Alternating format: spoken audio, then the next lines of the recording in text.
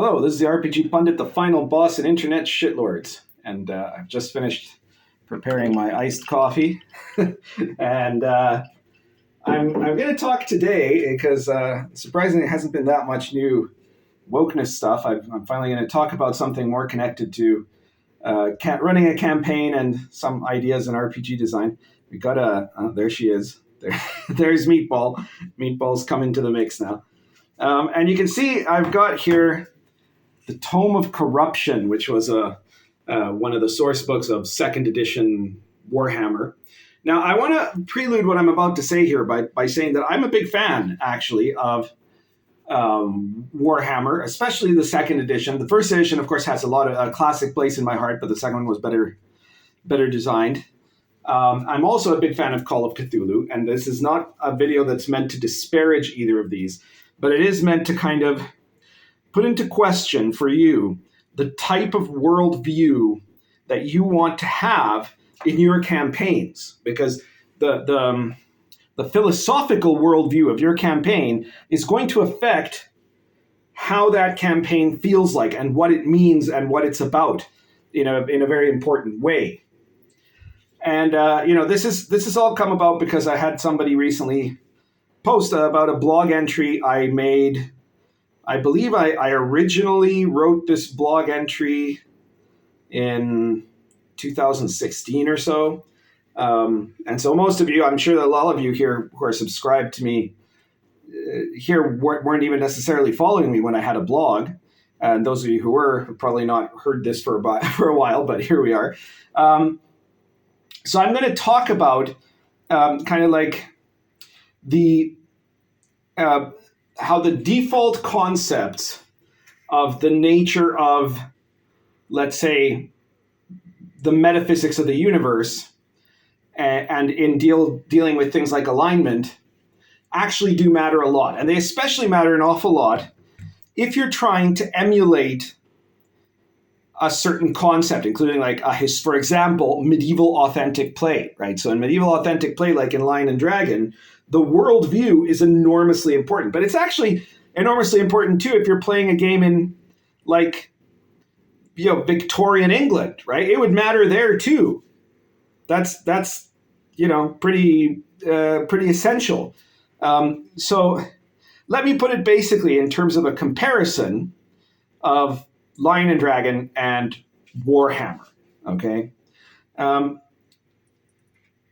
Warhammer, you have a situation that it's a game that is set in roughly, like the setting itself is very much a copy in many ways of Renaissance Europe, just slightly ahead a couple of decades from the default setting time of Lion and Dragon. With, notably more differences. There are elves and dwarves and things like that. And, obviously it's not quite as, it's never meant to be quite as accurate to the history as say, Albion is, much less Sword and Caravan, which is even more accurate to the history. But it's very clearly Europe, right? And in Warhammer, you have a conflict that is going on, an epic conflict of beliefs between law and chaos, right? Good and evil, you could say. And it is established absolutely and without doubt in the lore of Warhammer that there's this force that is chaos, that is a vile and inexorable force that is going to eventually overwhelm the forces of law and consume the world. And therefore, anything that people trying to stand for a law and against chaos do can only at most fight a holding action. It's the Call of Cthulhu school of cosmological disaster, right? Your guys are heroes because they're fighting against this dark tide that is going to swallow everyone whole, but they're just buying people a little more time, right? It's actually an enormously nihilistic worldview. It's a worldview, by the way, that is extremely common today in our world, right? That kind of perception of reality that, there's that existence is ultimately chaos, it's ultimately meaningless, and ultimately we're all going to die and everything's going to be consumed and nothing will have really meant anything. So that all that matters is, maybe if you can make a little bit of a difference right now. which sounds kind of heroic, but it also means that in the cosmological scale, it's pointless, right? On the other hand, in Lion and Dragon and in its books like Dark Albion or Sword and Caravan, you have, in its settings, let's say, you have, again, a cosmological battle between good and evil. But here it is the medieval worldview, okay? There's absolutely a fight for the soul of humanity, a fight for existence itself, you could say, going on between law and chaos.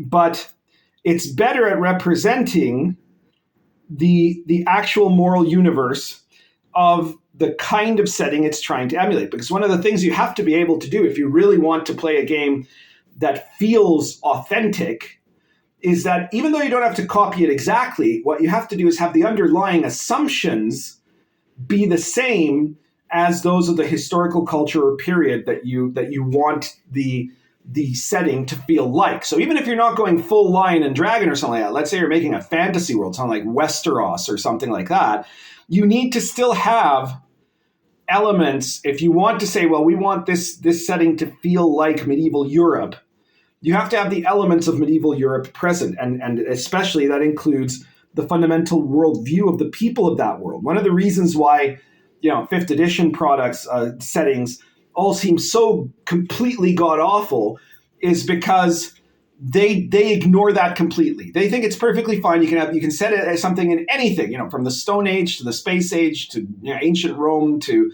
the Middle Ages, Wild West, whatever. But just make all the people that are there and all the things and all the beliefs that are there be a reflection of 2022, coastal United States cities. And that everyone acts like that and that would be totally normal, when in fact it's tremendously jarring, right? So Warhammer, like many RPGs, is presenting a world that has more or less elements of reference to our own, but that is completely rooted in 20th century plus viewpoints, in viewpoints that are a product of postmodernism, So like D&D itself, like old school D&D with the standard alignment features, technically you could call that modernist. It's this modernist with an element of relativist, baby boomer, hippie type of cosmic balance. Like if you look at the 9 alignments of the classic AD&D, they're in perfect balance, evenly matched. That's the sort of thing that the hippies like.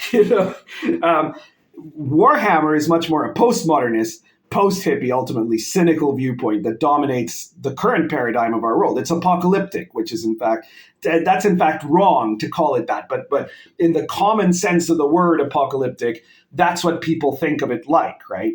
And what it really should be called is nihilistic. It's the view that's left to us when we're taught that nothing is actually true, nothing is actually worthy of being maintained, nothing can actually be held up, and only naive idiots would think anything is worth fighting for, except maybe for tearing down and destroying everything, In Warhammer, if you choose to play one of the good guys, you're actually rooting for the bad guys, right? The Lords of Chaos are the cool ones, but more importantly, they're the ones who are right in that setting. Law is a sucker's bet in Warhammer. It's doomed, right? All the paladins and heroes who fight for law are basically morons. And this is the part of the civilization-hating joke that a setting like Warhammer makes of the pseudo-Europe that it's created. That's in no way a medieval view, or an early modern view, or an Enlightenment view, or even a Victorian view. It's a moral paradigm that can only possibly exist in this completely spoiled generation of self-hating Westerners. But I'm not really here, I don't mean to rant about postmodernism. I want to explain the alternative. So, and that alternative is what you see in Lion and Dragon, Dark Albion, in the medieval authentic settings. In Albion, the medieval moral universe, the moral universe is medieval based on a worldview. And I'll note that the only way you can effectively roleplay a culture that would be medieval authentic is the worldview that law is actually much more powerful than chaos. Chaos wins in the medieval world when it manages to subvert or undermine law. or when people who serve law turn away from it, or when they fight amongst themselves, like is what's happening in Albion, in the Dark Albion setting during the War of the Roses. When that sort of thing happens, then chaos gains ground. It manages to corrupt and infiltrate. And so you have sects and creatures and dark magic that have not been seen in Albion for centuries sometimes, coming back to infringe on the civilized lands because of the chaos being generated by the Rose War. But as a cosmic force, law is supreme. Chaos is legion and divided. So, when I'm running Dark Albion, you don't see the various agents of chaos really cooperating. It's just not their nature. And likewise, this means that no two demons are quite the same. No two chaos cults are quite the same. That's why, instead of the Tome of Corruption, you want to get Cults of Chaos, for Dark Albion, which is a fantastic generator. You can use it over and over again. And every time you generate it, you're going to create a totally different chaos cult.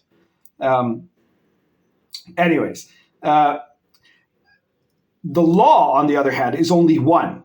Monotheism, right? There's only one true God of law, right? And so this doesn't have to, you don't necessarily have to make it Jehovah, right? If you're playing a setting that isn't meant to just be medieval Europe, but you have to have this monad concept of there being only one true living God that is the most high being, right? The one that is omnipotent, omniscient, and omnipresent, right? The one true God of law. So in Dark Albion, it's the unconquered sun. But for example, in Dark Albion, I point out, it's the same God in the Middle East being worshipped as the God of the crescent moon, right? The God of law, the lawmaker God, right? And in Sword and Caravan, I just forget about, because I've already explained in other videos why I in the first place, I kind of chose to just file off the serial numbers of the actual religions when I did Dark Albion, but I've since changed my mind. So you'll see in Sword and Crescent that there it's just Christianity and Islam, right? But it's the same thing. It's this monotheistic idea, or at least an idea of a central oneness of law. Law is a cosmic force; it must be supreme. Okay. You can't really have a medieval paradigm without that. And then part of that paradigm is a type of triumphalism. Law will win over chaos. God will win over the devil. Even the actual apocalyptic movements of the Middle Ages, preaching disaster and lamenting the growth of evil in the world, they all ultimately would prophesy a time when the man comes around, and there'll be trumpets and pipers and 100 million angels singing, and the righteous will be righteous still, and the filthy will be filthy still, right? And then everything will be set to in its place. And that's why I say that Warhammer is actually not apocalyptic in the strictly correct sense, because the apocalypse is meant to be a time of ordering where there is first the decay, then the confrontation of the decay, and then ultimately the triumph and the creation of the new and more perfect world. And so that's what it would be in a medieval sense. So it is just nihilist because its end is just chaos consumes everything and everything is gone, right? And that's kind of the problem with how poor the cults of postmodernism are, because they don't even offer a rescue, right? Like the ultimate end of most postmodernistic cults, whether you're talking about, the cult of Planned Parenthood or the cult of Greenpeace or the cult of diversity, all of those essentially believe that the ideal end is just human extinction, right? It's just the end of all things. And there isn't any better thing that gets offered there, right? Maybe in some cases they try to present this kind of utopian ideal of this kind of hippie communism, but it's even to them, it's very clear that that's not a real thing, right? That ideally, they're basically anti-human race. The human race shouldn't keep existing, they keep giving that show away, right? Like, even the most batshit old cults they would at least say, well, those of us who are the true believers will be sent up in the spaceship with the glorious God-man who is our prophet, and then we'll be taken to a new planet or something like that. Like at least there's even though the worst pre-postmodernist cults had something to offer, right? But there's really, postmodernism is so empty that it has nothing to offer. Anyway, so what does this mean, though? Like, why is it important in actual play? I mean, some people could argue, well, it makes actual play more lame, wouldn't it? Because, I mean, if you're playing in a universe where law is more powerful, that ultimately God is going to triumph and things are going to be all right, then why do you even have to bother, right? Like, what's the point? That makes it meaningless, right? No, that's wrong. I think that if you believe that, you're looking at things exactly backwards, right? In Warhammer or in Call of Cthulhu or in any of these other settings where the fundamental cosmological concept is nihilism, that's where nothing you do means anything, right? Because in the end, that Slanesh or Nurgle or whoever are going to end up devouring everything, or Cthulhu, and Nyarlathotep, whatever you want. It's going to end up devouring everything, and every effort you made was for nothing. You'll die sooner or you'll die later, but eventually everyone loses. It's naive and stupid to serve law in that setting. Whereas, and here's the really important point, that there's the argument about what's the point of good in that setting, right? But there's a bigger argument, which is what's the point of evil in that setting? Okay, because in the world of Call of Cthulhu or the world of Warhammer, evil itself also becomes meaningless because that's actually just the natural state.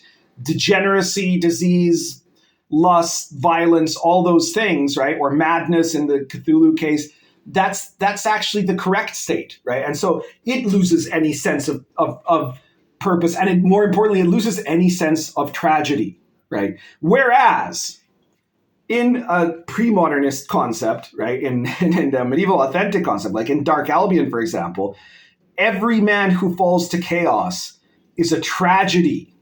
It's not a tragedy in Warhammer. That's just a foregone conclusion. It's the smart bet to turn to chaos in Warhammer. This is going to happen anyways. You might as well have fun before the whole shithole goes up in flames, right?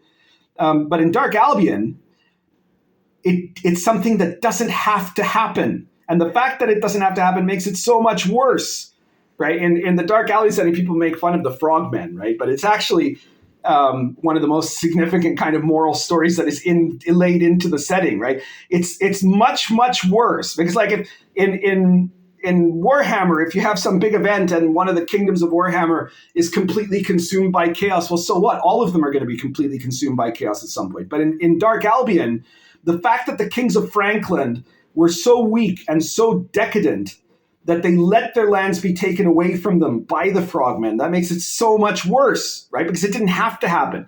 Vlad Tepes in Dark Albion, right? The whole section I talk about the Dark Albion version of the Dracula story, it makes it 100 million times worse that Vlad Tepes, who was hailed as the greatest living hero of the unconquered sun by the Pope himself, right?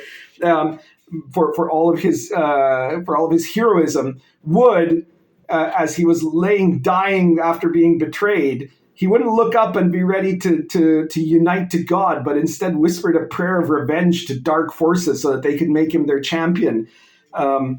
All in order, because of his pride and his wrath, slaughter and feast on the blood of those who betrayed him and his land. Right? That makes it a real tragedy. In Warhammer, that would have been the clever thing to do. Right? In Dark Albion, it's a horror beyond horrors. It makes it so much more awful that in Albion itself, cousins are engaging in this brutal war with each other, bringing the land into anarchy, bringing back the goblins and the elves and the living dead from the crawling, wilderness of the lonely places to infringe on the work that ages and all these great kings before them had made this effort to push back chaos. Right? That makes it so much more tragic. It wouldn't be tragic if that was just inevitable. The tragedy of sin is that it is evitable, that there is a way that you can avoid it, that chaos is a product of man's weakness.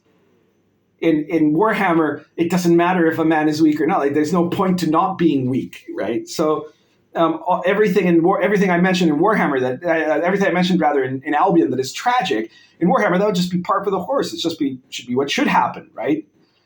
In Dark Albion, it's horrific though because it's an anomaly, right? Because it's the menace of chaos isn't that it's way more powerful than law. It's that it doesn't immediately threaten to overwhelm us. The menace of chaos is that the weakness of men and the tragedy of failing to live up to duty is what causes it. That's the worst kind of tragedy because it's the preventable tragedy, right? That's sin in the especially medieval pre-Martin Luther view, that the world is not inextricably evil like the Gnostics would have had you believe, or other heretics, right? Like the Cathars. That's why the Cathars were so dangerous. They claimed the world was itself irredeemably evil, right? And that was in itself their sin that led to their corruption, right? The world isn't inextricably evil. There's the kingdom of God that we could make here on earth, but it's thwarted only by the weakness within one's own heart that rejects virtue and falls to vices. So defeating chaos means doing what is hard but what is right. So in actual play, your characters could go fight chaos. You could end up being killed by chaos, right? The skirmish level, chaos is really, really dangerous in Lion and Dragon. If you're playing a group of Inquisitors going to look for, chaos cultists, the assumption is that you won't get to be an old man who dies in his bed. But unlike in Warhammer, everything you do actually makes sense. It actually means something. There's actually a point of it. You're an agent of law out to set things right. Of course, you can still be mercenaries in that setting too, right? You could play a group of people that don't give a crap, right? But that's also made more significant by the fact that what you choose matters more. Even if you choose to play a campaign in Albion where you are a servant of chaos, it matters more because there should be a bigger reason for siding with chaos. There should be something deeply personal. There should be something that expresses the fundamental flaw in your nature that has, or the tragedy in your life that has led you to fall to that unnatural state, which is chaos. What you do has meaning in the medieval paradigm.